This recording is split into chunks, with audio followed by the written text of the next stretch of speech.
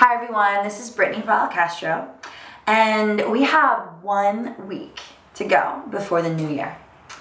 And I'm curious how you're gonna spend it. Like, what are you gonna do with this last night before the new year 2015 comes in?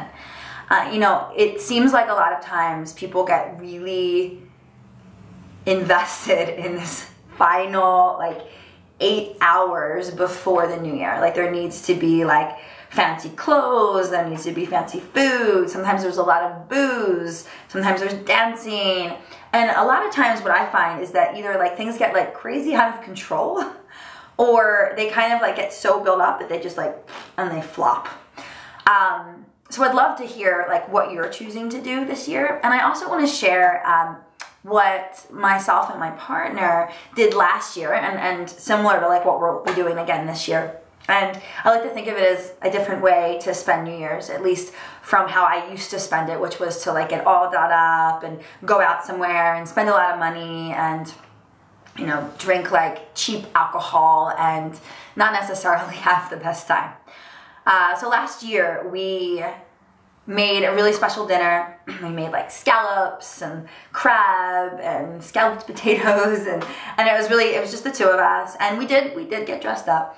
And we listened to music, and we had this beautiful meal, and then we sat down in the living room with candles, and we created our next year, right? We kind of talked about what we're grateful for this past year, right? Kind of releasing the year, and then moving into 2015, right? We took pieces of paper and we wrote down all the things that we wanted to create for the new year, and we put them in a box, in a bucket, not a bucket, in a tin that I've had for many years, and it's still on our bureau. We still have it, and this next new year, in a week, we will open it up and we'll read all the things that we wanted to create to see what we actually created.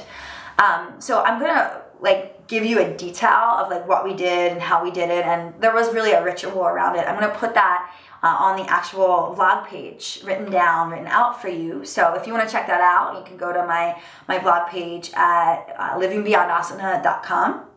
and you can check it out there. It'll be the first vlog there, so that you can, if you want to do this, you can totally have this ritual around this, and you could do this with friends, you could do this with family, you could do this with your partner, you could do this by yourself. And for me, it's just such a beautiful way to allow 1 year to pass, and the next to usher in and to enter in.